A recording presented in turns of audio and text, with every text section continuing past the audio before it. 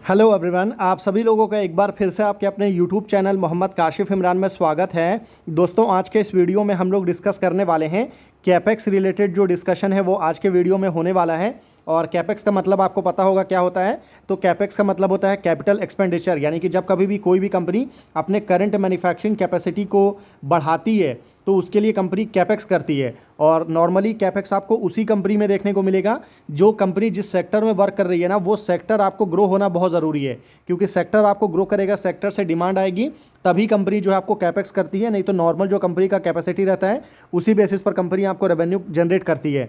तो चलिए आगे बढ़ते हैं। आज का टॉपिक आप एक बार देख सकते हैं दोबारा से, अगर आप देखना चाहें तो बेस्ट 3 स्टॉक्स। यहाँ पर ध्यान रखिएगा, हम स्मॉल कैप स्टॉक के बारे में बात नहीं करने वाले हैं। तो आपको कुछ स्टॉक आपको लार्ज कैप है, कुछ कंपनी मिड कैप है और कुछ कंपनी आपको स्मॉल कैप है। तो तीनों कैटेगरी से मैंने लिया है। तो best 3 stocks who planned huge capex और कैपेसिटी एक्सपांशन जो है वो ये कंपनी आपको करने जा रही है। और कितने करोड़ का कैपेक्स कर रही है इसको भी हम डिस्कस करेंगे। और बाकी अभी तक अगर आपने हमारे टेलीग्राम चैनल को सब्सक्राइब नहीं किया है तो मैं आपसे हाईली रिक्वेस्ट करूंगा कि प्लीज़ एक बार हमारे टेलीग्राम चैनल को ज़रूर सब्सक्राइब कर लीजिए। अब चलिए आगे बढ़ते हैं और पहली कंपनी की तरफ चलते हैं। तो हमारे इस लिस्ट में जो पहली कंपनी है, कंपनी का नाम क्या है? तो आज की लिस्ट में जो सबसे बड़ी कंपनी है वो आपको वारे एनर्जी है। वारे एनर्जी की अगर मैं बात करूं तो 88,000 करोड़ के मार्केट कैप वाली ये कंपनी आपको देखने को मिलेगी। साइज़ में काफ़ी बड़ी कंपनी है। वारे एनर्जी बेसिकली करती क्या है? तो ये कंपनी आपको solar photovoltaic module and solar cells की मैन्युफैक्चरिंग करती है। मेन बिजनेस कंपनी का यही है, पर कंपनी इसके अलावा भी जो है ना वो आपको कैपेक्स कर रही है। अब अगर मैं आपको यहाँ पर कंपनी की कैपेसिटी की बात करूँ तो यहाँ पर आप देख सकते हैं कि कंपनी की जो कैपेसिटी है, प्रेजेंट कैपेसिटी अगर आप देखेंगे तो सोलर मॉड्यूल की कितनी है तो 16.1 गीगावाट आपको इंडिया में देखने को मिलेगा और 2.6 गीगावाट आपको इंडिया के बाहर यानी कि यूएस में कंपनी का प्लांट है, आपको पता है। तो दोनों को अगर आप जोड़ देंगे तो कितना हो जाएगा? तो ये आपको हो जाएगा 18.7 गीगावाट की जो है ना कंपनी की करंट कैपेसिटी है, किसकी? सोलर मॉड्यूल की। और अभी कंपनी जो है कुछ कैपेक्स कर रही है, कुछ कैपेसिटी को बढ़ा रही है। तो फ्यूचर में कैपेसिटी कंपनी बढ़ेगी, कितना बढ़ेगा? तो 6 गीगावाट का पीएलआई स्कीम के थ्रू कंपनी अपनी कैपेसिटी को बढ़ा रही है, यानी कि प्रोडक्शन लिंक इंसेंटिव के थ्रू। और 2 गीगावाट जो है आपको यूएस में भी कंपनी आपको कैपेक्स कर रही है। तो ये जब आपको हो जाएगा ना तो उसके बाद जो कंपनी की करंट मैन्युफैक्चरिंग कैपेसिटी है ये आपको बढ़ करके हो जाएगा 26.7 गीगावाट। और ये कब तक हो जाएगा? तो नेक्स्ट ईयर ऐसा एक्सपेक्टेड है कि ये आपको कंप्लीट हो जाएगा। बाकी अगर मैं सोलर सेल की बात करूं तो सोलर सेल की कंपनी की करंट कैपेसिटी 5.4 गीगावाट है और कंपनी सोलर सेल का भी 6 गीगावाट का नया प्लांट इंडिया में लगा रही है। साथ ही साथ में 4 गीगावाट का एक और प्लांट लगा रही है। तो 10 गीगावाट यहाँ पर आपको देखने को मिलेगा। तो 10 + 5.4 अगर आप देखेंगे तो कंपनी आने वाले फाइनेंशियल ईयर 27 तक अपनी कैपेसिटी को बढ़ा करके 15.4 गीगावाट करने वाली है। सेम अगर आप देखेंगे तो इनगोट एंड वेफर होता है जो कि सोलर सेल को बनाने के लिए ज़रूरी होता है। ये अभी कंपनी बिल्कुल नेग्लिजिबल है, कैपेसिटी नहीं है, पर कंपनी आने वाले टाइम में 10 गीगावाट की कैपेसिटी जो है इसको बढ़ाने वाली है और ये आपको फाइनेंशियल ईयर 27 तक हमको देखने को मिलेगा।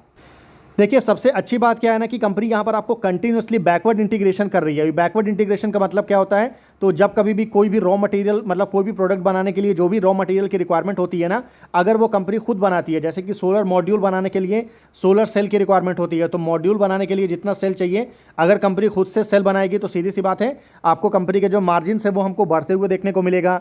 सेम अगर आप देखेंगे सोलर सेल को बनाने के लिए जो वेफर्स की रिक्वायरमेंट रहती है, अगर वो कंपनी आने वाले टाइम में खुद बनाएगी तो वहाँ से भी कंपनी के जो मार्जिन है वो हमको बढ़ते हुए देखने को मिलेगा। और इसी वजह से अगर आप देखेंगे ना तो वारे एनर्जी का जो लास्ट ईयर था कंपनी का जो मार्जिन था वो आपको 14% देखने को मिल रहा था, वो अभी आपको बढ़ करके कंपनी का जो ऑपरेटिंग प्रॉफिट मार्जिन है वो आपको 19% पर पहुंच चुका है। और आने वाले टाइम में अगर कंपनी कंटिन्यूसली बेसिस में ऐसे ही बैकवर्ड इंटीग्रेशन करती रही तो मार्जिन्स में और भी ज़्यादा ग्रोथ जो है वो हमको देखने को मिल सकता है। बाकी ये तो बात हो गई टोटल ओवरऑल कैपेक्स की। उसके अलावा कंपनी अलग से जो है अगर आप देखेंगे ना, वारे energy has approve A total additional capital expenditure plan for approximately 8,175 crore. ये आपको एडिशनल फंड कंपनी ने रिलीज़ किया है। हालांकि जो टोटल लॉन्ग रन में अगर आप टोटल कैपेक्स देखेंगे कंपनी का तो वो आपको 25,000 करोड़ का है, पर ये जो 8,175 करोड़ है ना इसको कंपनी अलग अलग जगह पर एक्सपेंड करने वाली है। और 8,175 करोड़ में 8,000 करोड़ जो है ना वो आपको लिथियम आयन बैटरी का जो टोटल आप बोल सकते हैं BESS यानी कि जो बैटरी एनर्जी स्टोरेज सिस्टम के ऊपर में कंपनी आपको वर्क कर रही है। और यहाँ पर कंपनी ह्यूज कैपेक्स कर रही है 8,000 करोड़ का। और उसके अलावा भी अगर आप देखेंगे ना तो कंपनी इलेक्ट्रोलाइजर मैन्युफैक्चरिंग कैपेसिटी जो आपको पता है कंपनी की करंटली कितनी है 300 मेगावाट है, इसको कंपनी बढ़ा करके 1 गीगावाट तक लेकर के जाने का टारगेट रखा गया है। और इसके लिए कंपनी अलग से 125 करोड़ का इन्वेस्टमेंट जो है वो आपको कर रही है। बाकी फर्दर जो सोलर इन्वर्टर की रिक्वायरमेंट होती है कंपनी की, जो सोलर इन्वर्टर कंपनी मैन्युफैक्चरिंग करती है, करंट कैपेसिटी 3 गीगावाट है, इसको कंपनी बढ़ा करके 4 गीगावाट करने वाली है और इसके लिए कंपनी अलग से आपको 50 करोड़ का कैपेक्स जो है वो आपको करने वाली है। तो ये ओवरऑल कैपेक्स है वारे एनर्जी का। काफ़ी इंपॉर्टेंट कंपनी है और इंडिया की नंबर 1 कंपनी है, इस वजह से आप इस कंपनी को फर्दर डिस्कशन में जो है आप रख सकते हैं। देखिए यहाँ पर आप देख भी सकते हैं कि largest solar module and cell player है विद आपको demonstrated history of scaling business है, ग्लोबल प्रेजेंस है कंपनी का, डाइवर्सिफाई बिजनेस वर्टिकल देखने को मिलेगा। इंडिया में पूरा जो है रिटेल नेटवर्क काफ़ी स्ट्रॉन्ग है, 2800 से ज़्यादा टच पॉइंट आपको देखने को मिलेगा। ग्लोबल सर्टिफिकेशन वगैरह जो है वो भी कंपनी को आपको मिला हुआ है। काफ़ी प्रूवन ट्रैक रिकॉर्ड है कंपनी के पास में। और रेवेन्यू जो है वो आपको कहाँ से आता है, तो डोमेस्टिक से 83% का, और आपको इंडिया के बाहर यानी कि एक्सपोर्ट से भी कंपनी का रेवेन्यू जो है वो आपको 17% आपको देखने को मिलता है। सेगमेंट वाइज देखेंगे तो काफ़ी डाइवर्सिफाइड सेगमेंट है, रिटेल से लेकर के ई कॉमर्स से लेकर के ईपीसी का काम से लेकर के कमर्शियल एंड इंडस्ट्रियल बिजनेस, सारा कुछ सारा जो है वो आपको कंपनी यहाँ पर आपको करती है। अब अगर मैं आपको थोड़ा सा कंपनी के नंबर्स के बारे में बात करूं तो आपको बता दूं कि कंपनी की हिस्ट्री का जो है ना सबसे बेस्ट क्वार्टर जो है वो अभी हमको रिसेंट क्वार्टर में यानी कि Q2 में देखने को मिला, जब कंपनी ने 6,227 करोड़ का रेवेन्यू जनरेट किया और 70% का ज़बरदस्त ग्रोथ कंपनी ने रेवेन्यू में दिखाया। और सिर्फ आपको रेवेन्यू में ग्रोथ नहीं आया है, कंपनी के एबिटा में भी ज़बरदस्त ग्रोथ आया है 155% का। कंपनी के नेट प्रॉफिट में आपको 134% का ग्रोथ हमको देखने को मिला। साथ ही साथ जो कंपनी की मॉड्यूल कैपेसिटी जैसे मैंने बताया था 18.7 गीगावाट है, ये आने वाले टाइम में बढ़ करके 26 गीगावाट को क्रॉस करेगा।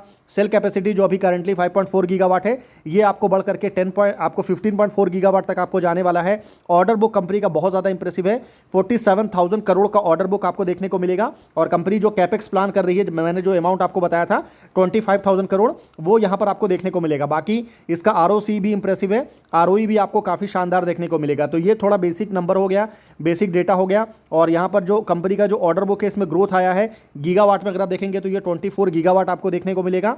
100 गीगावाट से ज़्यादा का भी ऑर्डर कंपनी का ऑलरेडी पाइपलाइन में भी है, तो ये एक बहुत अच्छा बात है जिसको यहाँ पर आप ध्यान में रख सकते हैं। बाकी अगर मैं फर्दर बात करूँ तो डिमांड आपको काफ़ी ज़्यादा आ रही है सोलर पैनल की, सोलर मॉड्यूल की। डोमेस्टिक डिमांड अगर आप देखेंगे तो इंडिया का जो सोलर कैपेसिटी है वो प्रोजेक्टेड है 280 गीगावाट बाय 2030, तो करंट कैपेसिटी 127 गीगावाट है। तो यहाँ पर आप देख सकते हैं ना कि आपको यहाँ से आने वाले जो 4 साल में होने वाला है ना, यहाँ पर इंडिया को 153 गीगावाट के नए सोलर सेल्स की रिक्वायरमेंट आपको आने वाली है, solar cell solar module panel की रिक्वायरमेंट आने वाली है। तो इस वजह से वारे एनर्जी काफ़ी इंपॉर्टेंट हो जाता है। 22 गीगावाट ऐड हुआ है अभी फर्स्ट हाफ में। लोवेस्ट आपको यहाँ पर लोअर GST2 कट मॉड्यूल के जो कॉस्ट वगैरह है उसको कट करने के लिए यहाँ पर GST में भी रिलैक्सेशन वगैरह दिया गया है। बाकी इंटरनेशनल लेवल में भी देखेंगे तो US की भी सोलर कैपेसिटी जो है वो आपको काफ़ी बढ़ने वाली है और वहाँ पर भी टैक्स वगैरह में जो है काफ़ी रिलैक्सेशन वगैरह मिल रहा है, तो वहाँ से भी कंपनी को अच्छा खासा बिजनेस जो है वो आपको मिल सकता है। बाकी अभी रिसेंट टाइम में कंपनी के बिजनेस में क्या क्या पॉजिटिव अपडेट आया है, तो कंपनी ने अभी आपको पता होगा कि डिविडेंड वगैरह अनाउंस किया था। कंपनी एडिशनल 2.7 गीगावाट का मॉड्यूल कैपेसिटी जो है वो चिकली वाला प्लांट जो है वहाँ पर कंपनी आपको रेस करने वाली है और 8,175 करोड़, जिसके बारे में मैंने आपको बताया था 8,000 करोड़ फॉर आपको BESS के लिए, इलेक्ट्रोलाइजर के लिए 125 करोड़, इन्वर्टर के लिए 50 करोड़। बाकी कुछ कंपनी ने नया एक्विजिशंस वगैरह भी किया है, कुछ कंपनी को कंपनी ने खरीदा है जिसके लिए 192 crore, 53 crore, 18.5 million dollar rupees company ने यहाँ पर आपको स्पेंड भी किया हुआ है। तो ये पूरा डेटा है जो आपको ऑब्वियसली पता होना चाहिए। अब अगर मैं आपको वारे एनर्जी के नंबर्स की तरफ लेके चलूँ तो काफ़ी इंप्रेसिव नंबर है। 6,751 करोड़ से कंपनी का रेवेन्यू जो है वो आपको बढ़ करके 11,398 करोड़ आया और उसके बाद कंपनी का रेवेन्यू जो है वो आपको 14,444 करोड़ आपको देखने को मिला। तो एक शानदार ग्रोथ कंपनी ने यहाँ पर आपको दिखाया है। अगर आप यहाँ देखेंगे तो 27% का रेवेन्यू ग्रोथ है, यहाँ पर अगर आप देखेंगे तो 68% का रेवेन्यू ग्रोथ है और इससे पहले जो कंपनी का रेवेन्यू ग्रोथ था ना वो और भी ज़्यादा इंप्रेसिव था, 136% का। हालांकि आपको बता दूं कि जब कंपनी छोटे से बड़ा होती है ना तो आपको ये जो ग्रोथ परसेंटेज है वो आपको काफ़ी ज़्यादा देखने को मिलेगा, पर जैसे जैसे ये जो नंबर से वो बड़े होते जाएंगे तो ये जो परसेंटेज ऑफ ग्रोथ है वो आपको डिक्लाइन होगा। तो जितनी बड़ी कंपनी उतना ग्रोथ रेट आपको कम रहेगा। गैप जो है वो आप ज़रूर देखिएगा कि कितना ज़्यादा डिफरेंस आपको जो है दोनों में देखने को मिलेगा। तो चलिए आगे बढ़ते हैं, नेट प्रॉफिट की बात करते हैं। तो जैसा मैंने बताया था काफ़ी स्ट्रॉन्ग प्रॉफिट है कंपनी का, 500 करोड़ से 1,274 करोड़ और उसके बाद सीधा कंपनी का नेट प्रॉफिट जो है वो बढ़ करके 1,928 करोड़ है। यानी कि हर साल कंपनी ने अप्रॉक्सीमेटली अगर आप देखेंगे तो 700 करोड़ का जो ग्रोथ रेट है वो कंपनी ने मेंटेन करके रखा है। मार्जिन्स पर बहुत वर्क किया है कंपनी ने, 14 से बढ़ करके 19% हुआ है, जिसकी वजह से प्रॉफिटेबल काफ़ी ज़्यादा है कंपनी। फंडामेंटल पर आएंगे तो 88,000 89,000 करोड़ का मार्केट कैप, जैसा मैंने बोला था। आरओई एंड आरओसी आपको काफ़ी स्ट्रॉन्ग देखने को मिलेगा। डेट अगर आप देखेंगे तो 2,941 करोड़ का डेट है कंपनी के ऊपर में, तो कोई बहुत ज़्यादा डेट नहीं है। डेट टू इक्विटी कंट्रोल में देखने को मिलेगा 0.26। वहीं अगर मैं इस कंपनी के वैल्यूएशन की बात करूं तो पी के हिसाब से स्टॉक आपको अंडर वैल्यू है, पर अगर आप इसको पेग रेशियो के हिसाब से देखेंगे ना तो स्टॉक आपको काफ़ी ज़्यादा आपको अंडर वैल्यू देखने को मिलेगा। ठीक है, मतलब अंडर वैल्यू कहने का मतलब ये ना कि पेग रेशियो आपको 1 से कम है, तो ये एक बहुत अच्छी बात है। और क्योंकि अभी पता है कि काफ़ी सारा काम जो है इंडिया में सोलर मॉड्यूल सेक्टर में, सोलर सेक्टर में भी होना बाकी है, इस वजह से जो है ये कंपनी काफ़ी अच्छा कर सकती है। बाकी किसी भी तरह का रिकमेंडेशन जो है वो बिल्कुल भी नहीं है, तो इस चीज़ को ध्यान रखिएगा। शेयर होल्डिंग पैटर्न कंपनी का काफ़ी इंप्रेसिव है, क्योंकि प्रमोटर की जो होल्डिंग है वो आपको भले थोड़ी सी डाइल्यूट हुई है, पर एफआईआई की जो होल्डिंग है ना वो 2.68 से बढ़ करके 6.35, यानी कि मैसिव ग्रोथ जो है वो एफआईआई की होल्डिंग में बढ़ते हुए देखने को मिला है। वहीं अगर मैं म्यूचुअल फंड की बात करूं तो म्यूचुअल फंड की होल्डिंग में 0.04% का डाइल्यूशन आया है, तो कोई दिक्कत की बात नहीं है। कंपैरेटिवली एफआईआई ने काफ़ी हैवी बाइंग किया है, इस वजह से जो पब्लिक की होल्डिंग है ना वो आपको 30% से घट करके 26.60 आपको देखने को मिलेगा। तो ये ओवरऑल बात हो गया वार एनर्जी की। अब चलिए आगे बढ़ते हैं और एक और इंपॉर्टेंट कंपनी की बात करते हैं, जो कि एक हाई ग्रोथ सेक्टर की कंपनी है। कंपनी का नाम क्या है? तो कंपनी का नाम है Kaynes technology India limited. Kaynes technology की अगर मैं बात करूं तो ये जो कंपनी है वो आपको 34,000 करोड़ के मार्केट कैप वाली ये कंपनी आपको देखने को मिलेगा। कंपनी जो है वो ईएमएस सेक्टर से, यानी कि इलेक्ट्रॉनिक मैन्युफैक्चरिंग सर्विसेज सेक्टर से ये कंपनी आपको बिलोंग करती है। और इस कंपनी के कैपेक्स की अगर मैं बात करूं ना तो यहाँ पर आप देखेंगे कंपनी ने अनाउंस किया है कि Kaynes technology has a total capex plan of around 4,700 crore जो है वो कंपनी आपको कैपेक्स करने वाली है। अब क्योंकि ये कंपनी आपको ईएमएस सेक्टर से है, तो ईएमएस में आपको 2 सेगमेंट आता है, आपको पता होगा। एक सेगमेंट आता है कि सेमीकंडक्टर वाला, तो सेमीकंडक्टर में कंपनी जो है वो 3,400 करोड़ इन्वेस्टमेंट करने वाली है। और एक कंपनी का डिवीजन है PCB division, printed circuit board division. यहाँ पर कंपनी जो है 1,400 करोड़ का जो कैपेक्स है वो यहाँ पर आपको करने वाली है। अब अगर मैं आपको यहाँ पर पूरा डिटेल में लेकर के आऊँ तो यहाँ पर आप देख सकते हैं कि जो ओसैट है ना, ये ओसैट आपको सेमीकंडक्टर के अंदर में आता है। और यहाँ पर अगर आप देखेंगे ओसैट में 3,400 करोड़ है।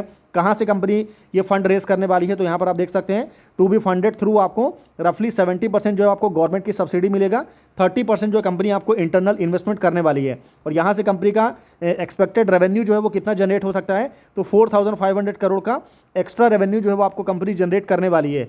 और फाइनेंशियल ईयर 26 में कंपनी अनदर आपको 600 to 700 करोड़ का इन्वेस्टमेंट जो है वो कंपनी यहाँ पर आपको कर सकती है। बाकी जैसे मैंने बोला था पीसीबी यानी कि प्रिंटेड सर्किट बोर्ड प्लांट के बारे में, तो ये 1,400 करोड़ का इन्वेस्टमेंट रहेगा। और यहाँ पर कंपनी क्या करेगी? तो अपनी मैन्युफैक्चरिंग कैपेसिटी को कंपनी इंक्रीज करने वाली है। तो यहाँ पर टोटल इन्वेस्टमेंट वो आप यहाँ पर देख सकते हैं। अब अगर मैं आपको आगे फर्दर बात करूँ तो ये तो 2 हो गया। उसके अलावा कंपनी के जो करंट बिजनेस है ना वहाँ पर भी कंपनी 200 to 300 करोड़ का एनुअली बेसिस पर जो है वो अपना एग्जिस्टिंग ईएमएस जो बिजनेस है वहाँ पर भी कंपनी इन्वेस्टमेंट करने वाली है नॉर्मल एक्सपांशन के लिए। और मेंटेनेंस वगैरह जो होता है ना उसके लिए कंपनी अलग से यहाँ पर इन्वेस्टमेंट करने वाली है। तो केन्स टेक्नोलॉजी काफ़ी इंपॉर्टेंट कंपनी है, काफ़ी इंपॉर्टेंट सेक्टर की कंपनी है, इस वजह से आप इस कंपनी को भी वॉच लिस्ट में जरूर रखिएगा। बाकी इस कंपनी के ओवरव्यू के ऊपर अगर आप आएंगे तो मोर देन 3 डिकेड्स यानी कि 30 ईयर्स का एक्सपीरियंस है कंपनी को इन प्रोवाइडिंग आपको conceptual design, process engineering, integrated manufacturing and life cycle support के लिए आपको ओईएम देखने को मिलेगा।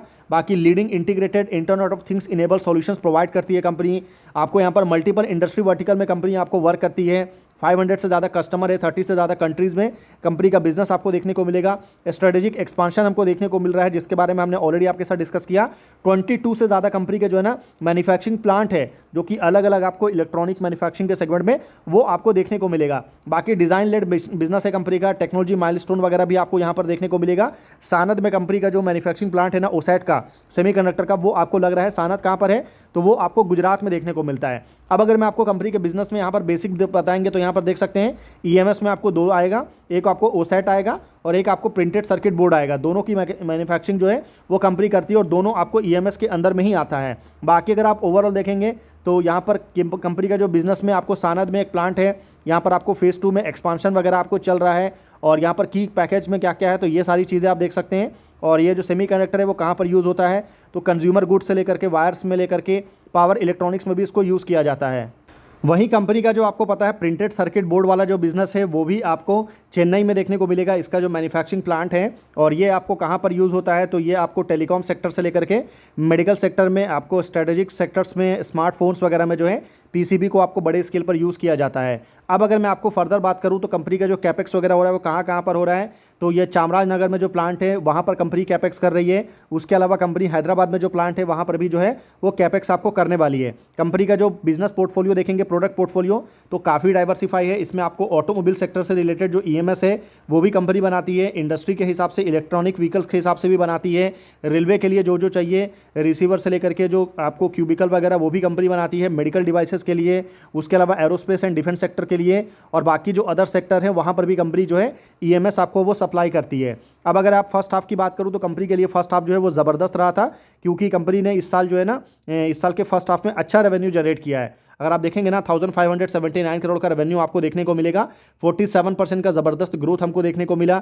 एबिटा में भी कंपनी ने अच्छा ग्रोथ हमको दिखाया है। वहीं अगर आप इसके नेट प्रॉफिट के ऊपर देखेंगे तो कंपनी का नेट प्रॉफिट भी शानदार रहा और नेट प्रॉफिट में भी कंपनी ने अच्छा ग्रोथ दिखाया है। सबसे अच्छी बात है कंपनी का ऑर्डर बुक 8099 करोड़ का ऑर्डर बुक है, जो कि लास्ट ईयर तक आपको 5422 करोड़ का ऑर्डर बुक देखने को मिल रहा था। तो ये ओवरऑल बात हो गया कंपनी के इसके बेसिक्स के बारे में। बाकी सेकंड हाफ जो Q2 भी रहा था कंपनी के लिए वो अच्छा था, हालांकि बेस्ट नहीं बोलूंगा, लेकिन कंपनी ने अच्छा रेवेन्यू जनरेट किया था। 906 करोड़ का रेवेन्यू था, रेवेन्यू में 58% का ग्रोथ देखने को मिला, एबिटा में 80% का, नेट प्रॉफिट में अगर आप देखेंगे तो 100% से ज़्यादा का ग्रोथ हमको देखने को मिला।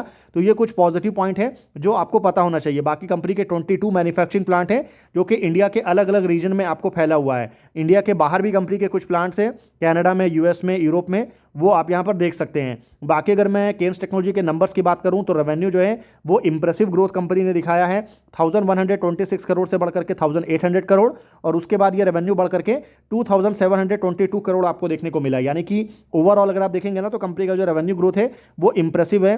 रिसेंट ईयर में कंपनी ने 51% का रेवेन्यू ग्रोथ दिखाया है।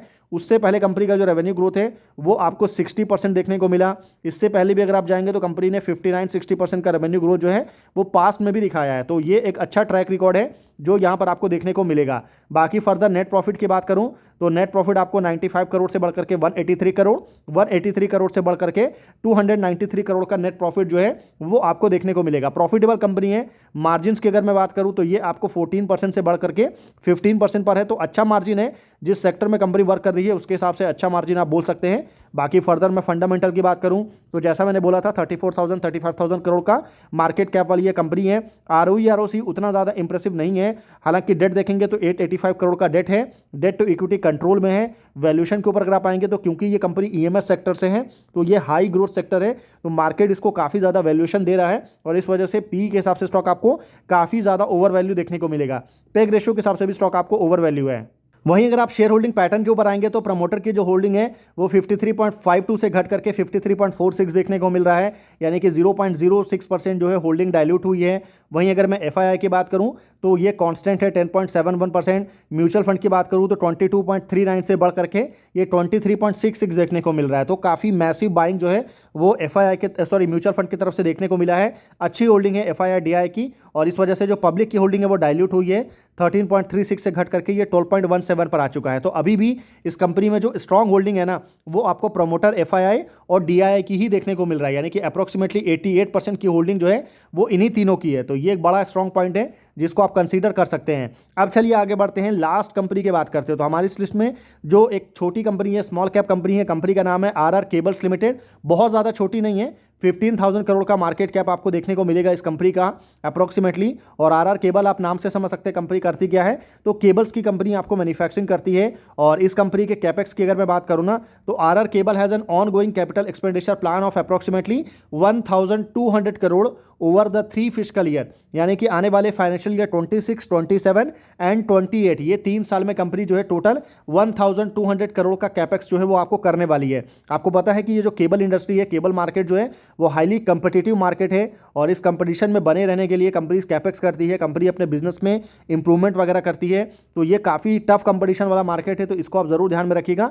और ये जो कैपेक्स है इसका प्राइमरी ऑब्जेक्ट क्या है, तो to significantly expand capacity in the cable segment में which is currently operating at about 90% utilization देखने को मिल रहा है। तो मेन जो पूरा कैपेक्स है कंपनी का वो केबल सेगमेंट में ही देखने को मिलेगा, क्योंकि कंपनी का केबल के अलावा जो है ना एक और बिजनेस सेगमेंट है वो है एफएमईजी, जैसे FMCG होता है ना आपको फास्ट मूवर कंज्यूमर गुड, वैसे ही FMEG होता है फास्ट मूवर इलेक्ट्रॉनिक गुड, जिसमें फैंस वगैरह आता है, तो ये भी कंपनी आपको बनाती है। The investment is expected to help the company more than double its cable capacity from the end of 2023 level, यानी कि 2023 में कंपनी का जो मैन्युफैक्चरिंग कैपेसिटी था वो आपको 28 आते आते डबल हो जाएगा। तो इसके लिए कंपनी यहाँ पर आपको कैपेक्स कर रही है। एक्सपेक्टेड आउटकम कितना आएगा, तो कंपनी को यहाँ पर ऐसा एक्सपेक्टेड है कि एडिशनल 4,500 करोड़ का जो एनुअल रेवेन्यू है ना वो यहाँ पर आपको कंपनी जनरेट कर सकती है एक बार जब ये आपको फुल्ली ऑपरेशनल हो गया। तो 4,500 करोड़ काफ़ी बड़ा नंबर है, तो अच्छी बात है, इसको आप फर्दर यहाँ पर आप वॉच लिस्ट में रख सकते हैं। और रेवेन्यू CAGR जो है आपको 18% होने वाला है। डबल डिजिट एबिटा मार्जिन भी कंपनी आने वाले 2 से 3 साल में आपको मेंटेन करके रखेगी। बाकी अभी जो कंपनी का जो एबिटा मार्जिन वगैरह है ना वो काफ़ी लो है। लास्ट ईयर तो 7% था, अभी जो है वो ये घट करके 6% पर आ गया है। तो कंपनी मार्जिन पे भी वर्क कर रही है और ऐसा एक्सपेक्टेड है कि डबल डिजिट में एबिटा मार्जिन आ जाएगा विद इन आपको 2 to 3 ईयर में। बाकी फर्दर बात करूँ तो कंपनी का जो कैपेक्स है वो कहाँ पर होगा, तो एक आपको पता है कि वघोरिया गुजरात में कंपनी का प्लांट है, यहाँ पर कंपनी 1,050 करोड़ का कैपेक्स करने वाली है। 36,000 मेट्रिक टन पर एनम की कैपेसिटी जो है वो आपको एडिशनल कंपनी ऐड करेगी। तो ये आपको मार्च 2028 तक ये आपको कंप्लीट होगा। उसके अलावा आपको सिलवासा में कंपनी का प्लांट है, यहाँ पर भी कंपनी जो है कैपेक्स कर रही है और 12,000 MTPA कैपेसिटी कंपनी ऑलरेडी बढ़ा रही है, नया यूनिट ऑलरेडी लग चुका है और ये आपको मार्च 2026 में आपको ऑपरेशनल हो जाएगा। और यहाँ से 6,000 MTPA यानी कि मेट्रिक टन पर एनम की कैपेसिटी जो है वो आपको प्लान है फॉर सिलवासा यूनिट से बाय दिसंबर 2026। तो ये कुछ इंपॉर्टेंट प्लांट है जहां पर कैपेक्स वगैरह हमको देखने को मिल रहा है। बाकी जैसा मैंने बताया था कि कंपनी का जो बिजनेस है वो 2 सेगमेंट में आपको देखने को मिलेगा, वायर एंड केबल। यहाँ पर आप देख सकते हैं जो टोटल आपको सेगमेंट प्रॉफिट वगैरह है अच्छा है। सेगमेंट रेवेन्यू देखेंगे तो 22% का रेवेन्यू ग्रोथ जो है वो इस सेगमेंट में हमको देखने को मिला। उसके अलावा अगर मैं FMEG की बात करूँ तो यहाँ पर ग्रोथ नहीं आया, यहाँ पर नेगेटिव ग्रोथ है, 2.9% का नेगेटिव ग्रोथ हमको देखने को मिल रहा है। और ये सीजनल बिजनेस है क्योंकि FMEG जो होता है ना, फैंस हो गया, AC हो गया, कूलर हो गया, वॉशिंग मशीन हो गया, ये सारी जो चीज़ें आती हैं FMEG के अंदर में ये आपको सीजनल है। जब आपको विंटर सीजन रहता है तो बहुत ज़्यादा डिमांड नहीं रहती है, समर सीजन में डिमांड रहती है, इस वजह से जो आपको नेगेटिव ग्रोथ देखने को मिलता है। तो कोई पहली बार नहीं हो रहा है, तो इसको आपको इस तरीके से समझना होगा। बाकी Q2 में भी कंपनी ने अच्छा रेवेन्यू जनरेट किया और हाईएस्ट एवर फर्स्ट हाफ मतलब हाफ ईयरली बेसिस में अगर आप देखेंगे ना तो कंपनी की हिस्ट्री का सबसे बेस्ट रेवेन्यू जो है वो कंपनी ने फर्स्ट हाफ में आपको जनरेट किया है। अब अगर मैं इस कंपनी के रेवेन्यू की बात करूं तो रेवेन्यू कंपनी का 5,599 करोड़ से बढ़ करके 6,595 करोड़ और उसके बाद ये बढ़ करके 7,618 करोड़। तो ये कंपनी का रेवेन्यू आपको देखने को मिलेगा। ईयर ऑन ईयर में जो कंपनी का रेवेन्यू ग्रोथ है वो कैसा है, तो ये आपको 16% पहले देखने को मिला। उससे पहले अगर आप देखेंगे तो 18% का रेवेन्यू ग्रोथ कंपनी ने दिखाया है। उससे पहले अगर आप जाएंगे तो कंपनी ने 27% का रेवेन्यू ग्रोथ दिखाया है। तो ये इस इंडस्ट्री का ग्रोथ रेट है, यहाँ पर आप 60% 70% का ग्रोथ रेट एक्सपेक्ट नहीं कर सकते हैं। जैसा मैंने बोला था हाईली कंपिटिटिव मार्केट है तो ये आपको नेगेटिव इंपैक्ट जरूर रहता है। बाकी नेट प्रॉफिट के ऊपर आएंगे तो प्रॉफिट बहुत ज़्यादा नहीं है, 190 करोड़ पहले था, फिर 298 करोड़ हुआ, फिर आपको 312 करोड़ हुआ। रीज़न क्या है, एक तो बहुत ज़्यादा टफ कंपटीशन है, टफ कंपटीशन होने की वजह से कंपनी को अपने मार्जिन्स को लो करना पड़ता है और रिसेंट ईयर में कंपनी का जो मार्जिन है वो और घटा है, 7 से घट करके ये 6% पर आया है। तो ये भी एक बहुत बड़ा रीज़न है जिसकी वजह से आपको रेवेन्यू में जो ग्रोथ देखने को मिल रहा है ना वो आपको प्रॉफिट में रिफ्लेक्ट नहीं हो रहा है, तो इसको आप ध्यान में रख सकते हैं। बाकी फर्दर फंडामेंटल की बात करूं तो 15,000 करोड़ मार्केट कैप है, ROE एंड ROC 15 एंड 20% है, डिसेंट है, बहुत ज़्यादा अच्छा नहीं है, बहुत ज़्यादा बुरा भी नहीं है। डेट अगर आप देखेंगे तो 393 करोड़ का डेट है, डेट टू इक्विटी कंट्रोल में है। वैल्यूएशन की अगर मैं बात करूं तो PE के हिसाब से स्टॉक आपको ओवर वैल्यू है और पेग रेशियो के हिसाब से स्टॉक आपको काफ़ी ज़्यादा ओवर वैल्यू है, तो ये आप ध्यान में रखिएगा। बाकी शेयर होल्डिंग पैटर्न की बात करूं तो प्रमोटर की होल्डिंग जो है वो आपको कांस्टेंट है, कोई भी चेंज नहीं आया है, अच्छी होल्डिंग है, 60% से ज़्यादा है। FII की बात करूं तो 8.57 था जो कि अभी घट करके 8.18 हुआ है। म्यूचुअल फंड की बात करूं तो 13.62 था जो कि अभी बढ़ करके 13.87 हुआ है। तो FII ने जो बेचा है उससे ज़्यादा यहाँ पर आपको म्यूचुअल फंड ने खरीदा है। देखिए FII ने बेचा है, म्यूचुअल फंड ने यहाँ पर आपको खरीदा है। हालांकि उसके बावजूद भी पब्लिक की जो होल्डिंग है वो थोड़ी सी बड़ी है, तो बहुत ज़्यादा मैसिव चेंज नहीं आया है शेयर होल्डिंग पैटर्न में, तो इसको आप बहुत ज़्यादा नेगेटिव वे में नहीं ले सकते हैं। तो ये हमारी टोटल डिस्कशन था, 3 कंपनीज़ के बारे में हमने बात किया और ये 3 कंपनी कौन कौन थी जिन्होंने कैपेक्स अनाउंस किया है। तो पहली आपको वारे एनर्जी थी, दूसरी जो कंपनी थी वो कौन सी थी, तो वो आपको केन्स टेक्नोलॉजी था तीसरी जो कंपनी है वो आपको आरआर केबल है। तो ये 3 कंपनी है। आपको तीनों में से कौन सी ऐसी कंपनी है जो लगता है कि आने वाले टाइम में इसका कैपेक्स आपको पॉजिटिव रिस्पॉन्ड आएगा और ये कंपनी अपने बिजनेस में काफ़ी अच्छा कर सकती है? तो नीचे ज़रूर कमेंट करके बताइएगा तीनों में से आपकी फेवरेट कंपनी कौन सी है। बाकी वीडियो को अगर आपने एंड तक देखा है तो उसके लिए बहुत बहुत थैंक यू। मेरी तरफ से तीनों में से किसी भी कंपनी को लेकर के किसी भी तरह का कोई भी बाई सेल होल्ड का रिकमेंडेशन बिल्कुल भी नहीं है। वीडियो आपको इन्फॉर्मेटिव लगे तो आप वीडियो को लाइक कर सकते हैं, चैनल आपको पसंद आए तो आप चैनल को सब्सक्राइब कर सकते हैं। तो फिर मिलते हैं आपसे अगले वीडियो में, तब तक के लिए गुड बाय।